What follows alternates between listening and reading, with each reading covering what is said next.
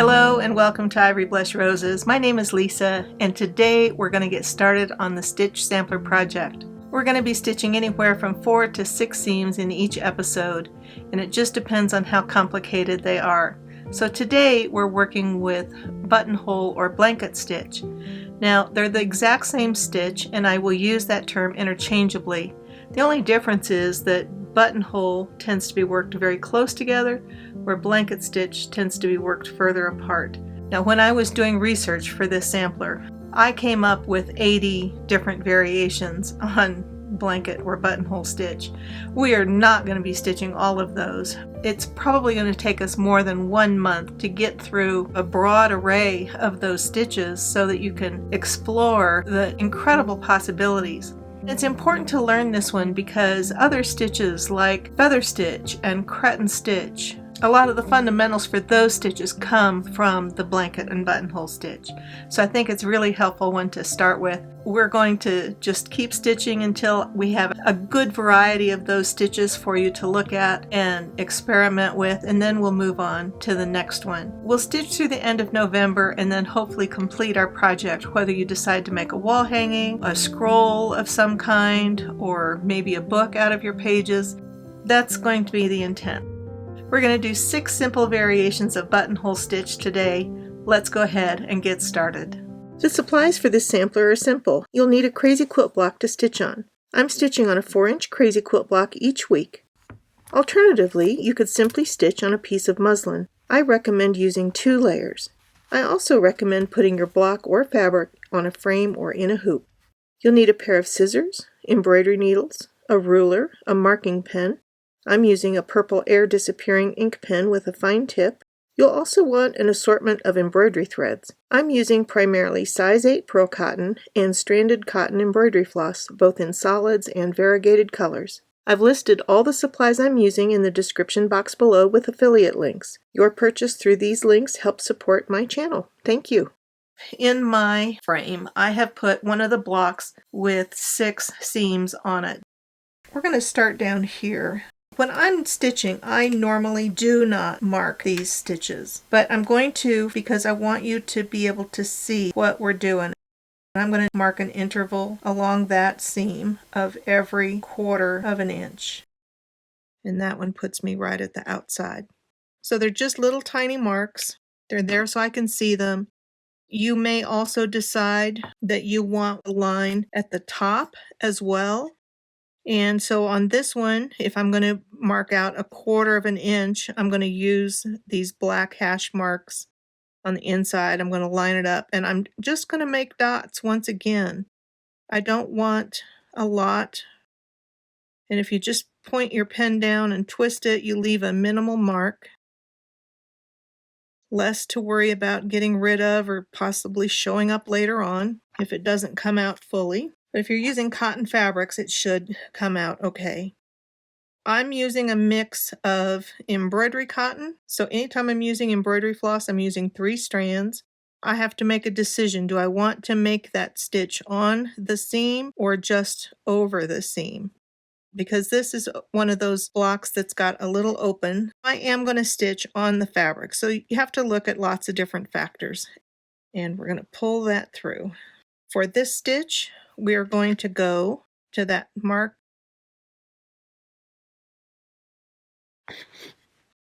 I'm bringing that down and I'm going to come right up on that mark that we made. And then we're going to pull it tight. And so you can see how it's caught that thread. And we're going to continue doing that same thing. So we're going down on our top mark. Let's go right in the center of it. And then coming up in our mark on the lower side, catching that thread. And we're going to pull it tight, but don't pull it too tight. I find if you pull it too tight, it can distort your stitch. And if you don't pull it tight enough, then it doesn't look like the same stitch. We want this one to be very geometric, very square. And if you find that you've put in your marks and you feel like your stitches all look like they're slanting a little bit, then what happens sometimes is if your marks, you might want to make that top mark over ever so slightly to the right and that would help. Now, if you're left-handed, you can work this stitch in either direction. I know as a right-hander, I work it both ways. It just depends on my project and where I'm going with it. Anytime you're trying to get nice, precise stitches, a stab stitching method is nearly always the preferred method, and that's what I'm doing here. We're stabbing down through the fabric and stabbing straight up through the fabric. If I were to scoop stitch this one here, like so, then I risk it not coming up exactly where I want. So I'm going to stab this down. If I'm working in hand, I'm more likely to do the scoop method of stitching, but I have to compensate after seeing how the first stitch or two goes.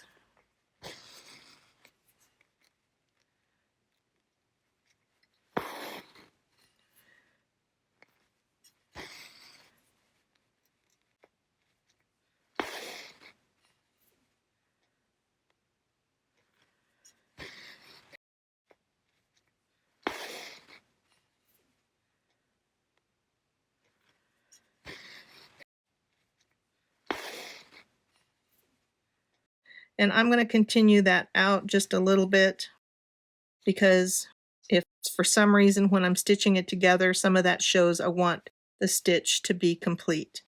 We are finished with that seam.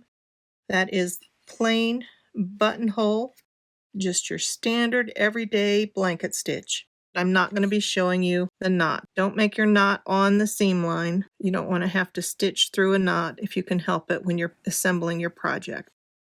For the next one, we're going to do a different variation that's called long and short buttonhole. I'm going to switch and use a pink thread for this one.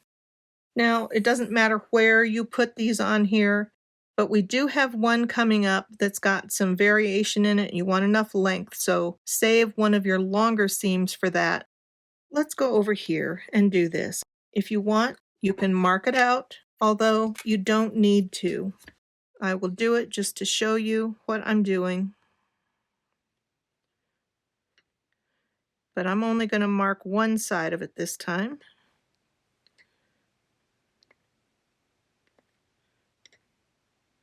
And I'm going to use that same 1/4 inch marking. This time, we're going to do one that is a long and a short stitch. So they're going to alternate. I'm going to start outside of my seam line, and I'm going to come up. And so this one, I'm going to show you my scoop stitching method. Let's make this one pretty short. We're going to go short. Catch your thread. And now the next one, we're going to make longer.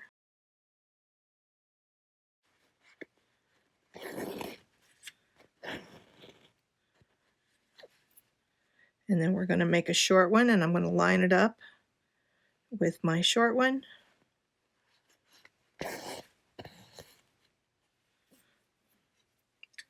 And then we're going to make a taller one. I'm going to line up with that. Be careful not to rely on the dots on the fabric that are just the pattern of the fabric. And then we're going to come and do a short one. I'm going to make sure I have my thread over, so I'm coming over my thread and catching it in, and then a tall one.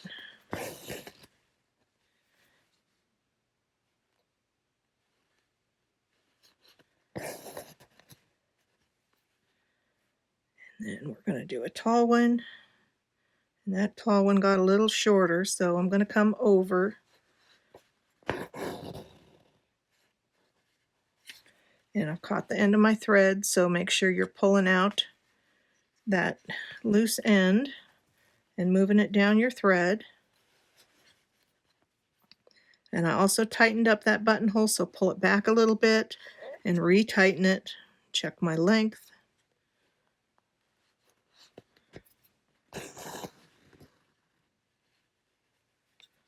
And then same thing with this one.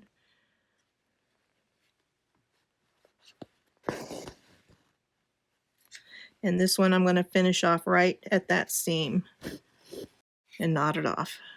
And make sure when you're knotting that you're only going through your backing fabric.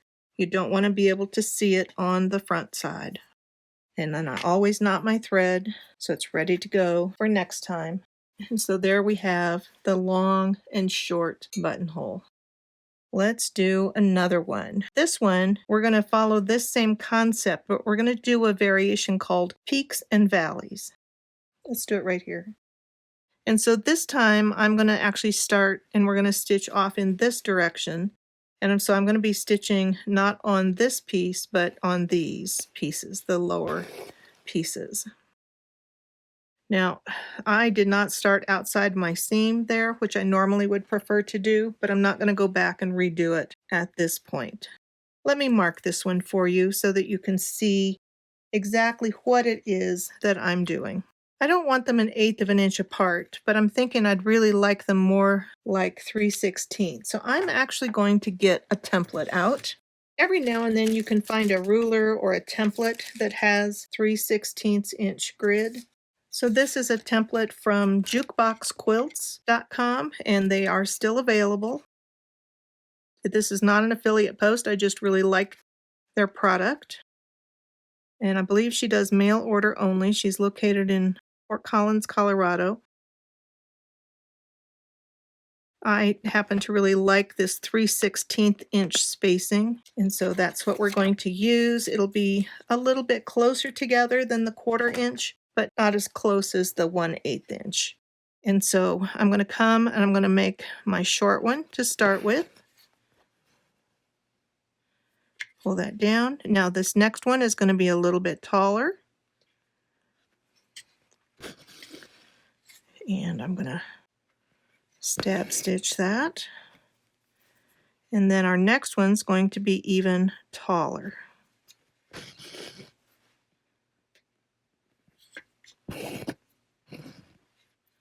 Now we're going to come back down and do this length.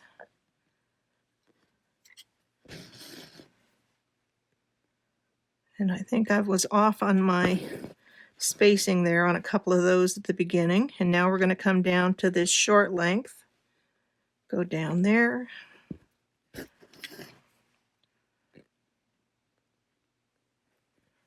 And come up there. Now we're going to go a little taller again.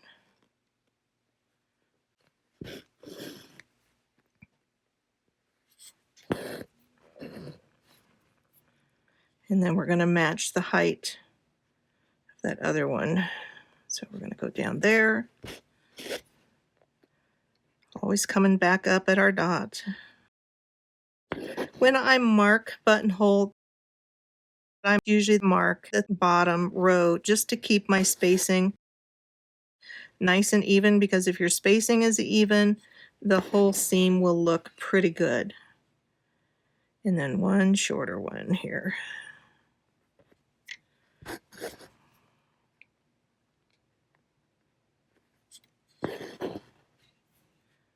Then we're going to go back to a medium one.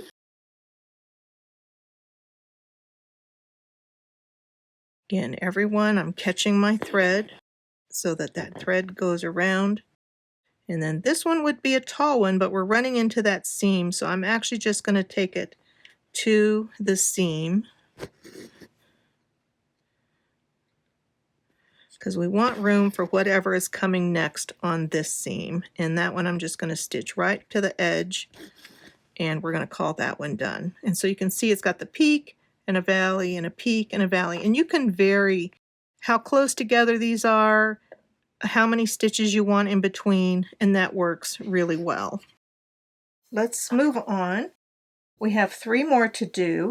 This next one is a similar variation to this one, and I thought I was going to do it here, but I think I'd actually like to do this one down here. And for this one, I want my spacing a little bit closer, so we're going to actually use this 1/8 inch marking. And I'm going to mark to where it intersects with that seam.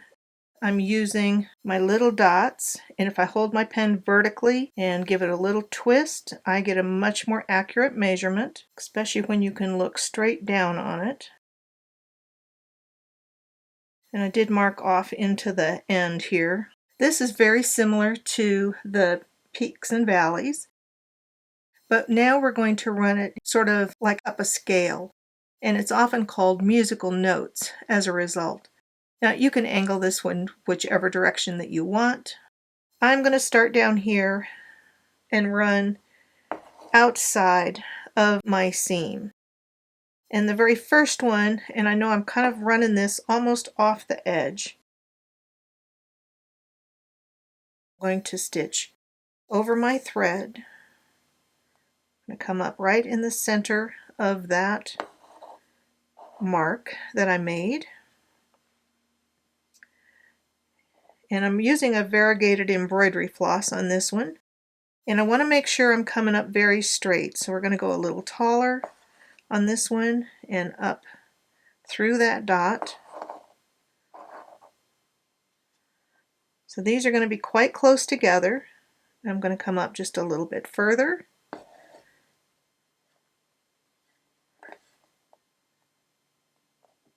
Come up through my dot. And I want to check to make sure that these are all staying perpendicular to my seam line. And if they're starting to lean like that one is, I need to bring it back a little bit.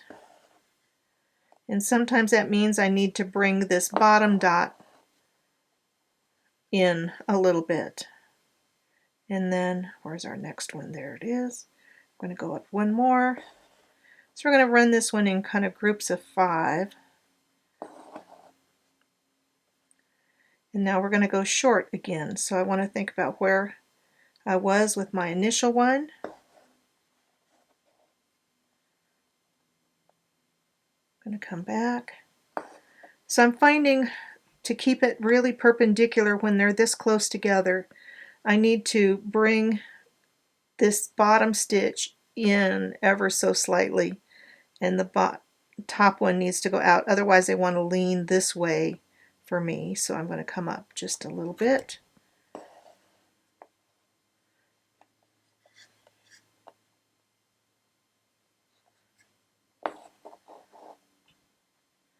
And see, that's a little bit better.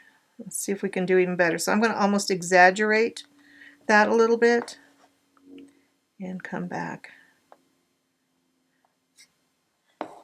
And the reason that happens is because of the thickness of the thread actually throws the stitch off just a little bit. So now we're going to come up a little higher. This is our number 4. So this is a pattern of 5 stitches. And then we're going to come out even with that top one.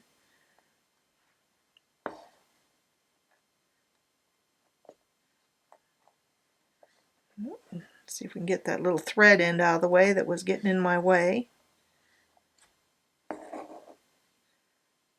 There we go. So now we've got 2 scales going up. Now we're going to come back down and we're going to do a short one here. Sorry, my thread is curling the wrong direction here.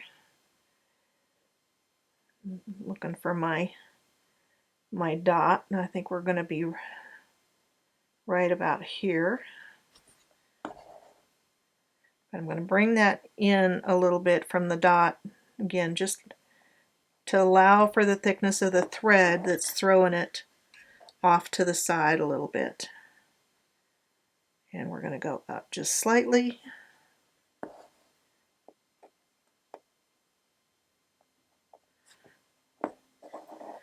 And I find that's something that happens a little more frequently when you're running stitches that are closer together like this one than it does when they're far apart. You don't seem to notice it so much, but it's just one of those things that I have noticed over the years as I've stitched. Come out a little further.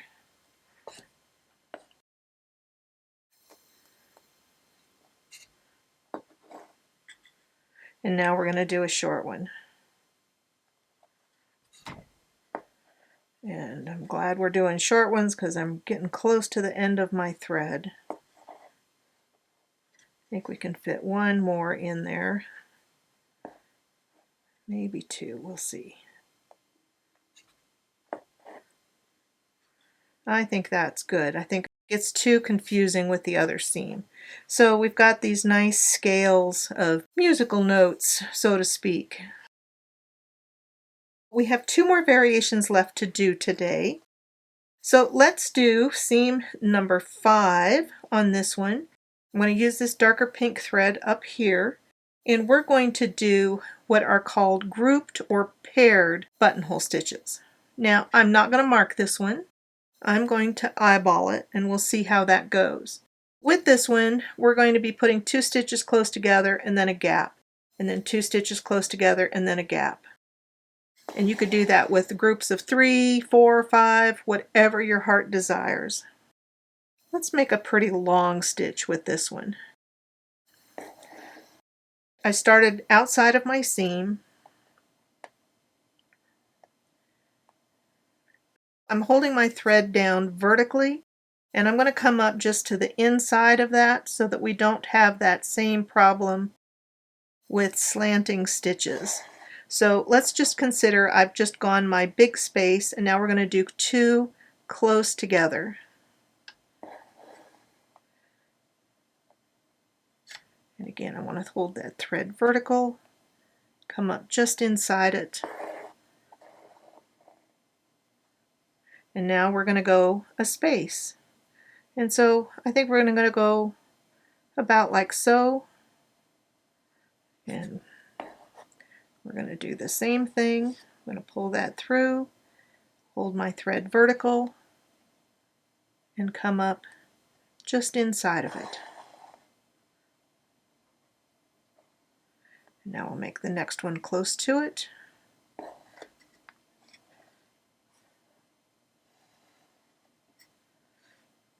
If I hold my thread vertical, come up just inside of it, then that stitch will look nice and perpendicular. Now we're going to go wide. I'm going to just measure with my finger how wide that was, and come over and up.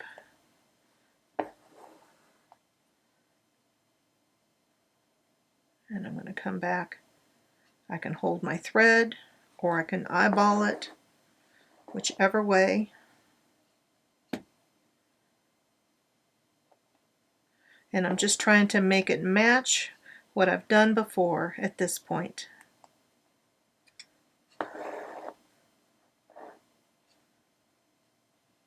Now we're going to do that wide one again. So that's going to be roughly there. Go straight up. And I do this type of marking all the time with my fingers because I really prefer not to mark my fabric if I can help it. There we go.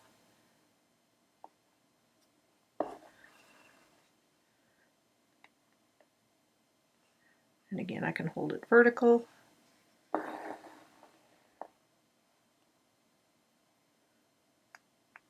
If it looks a little uneven, just tighten it up a little bit.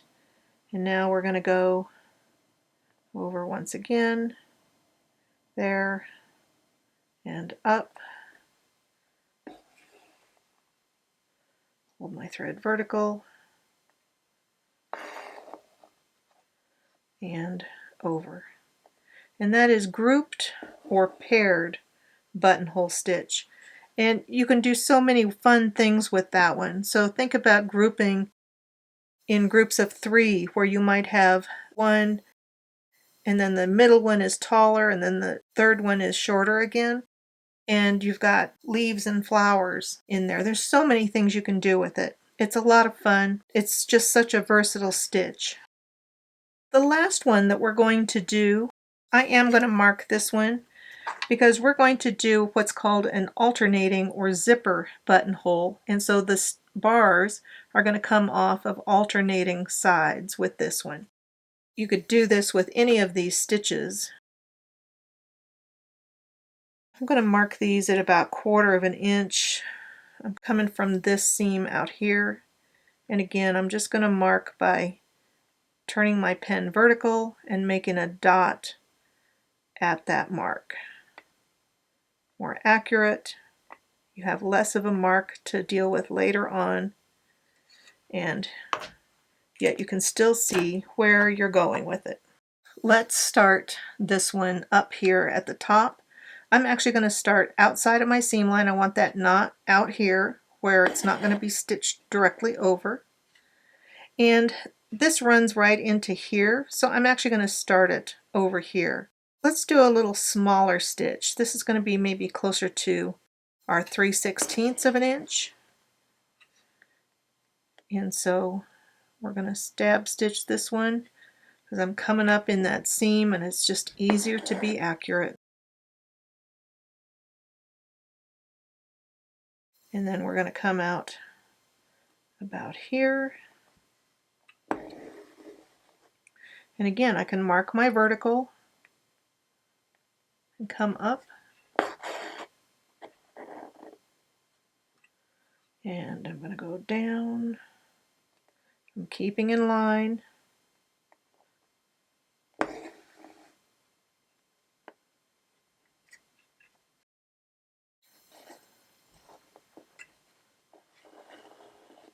There we go. So I really want to make sure that center line on this one is as straight as I can go.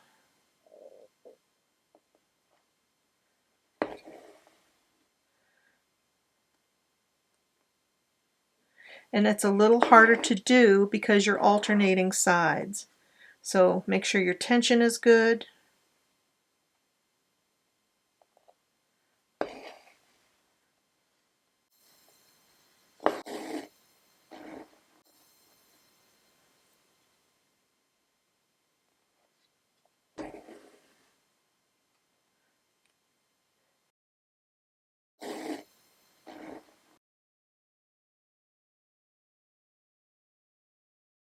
Now we're going to overlap in here, and that's going to be fine.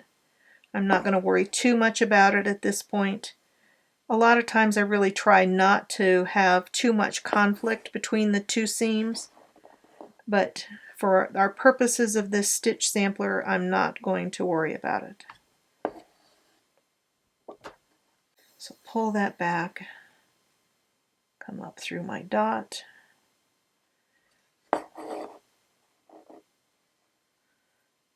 And so as I'm stitching these, I'm thinking perpendicular, but I'm coming up just slightly to the far side because I want that thread width to be accounted for, which will help keep the stitch vertical. Oh my gosh. This is a vintage pearl cotton that I'm using right here, and I love the colors of it. It's very twisty.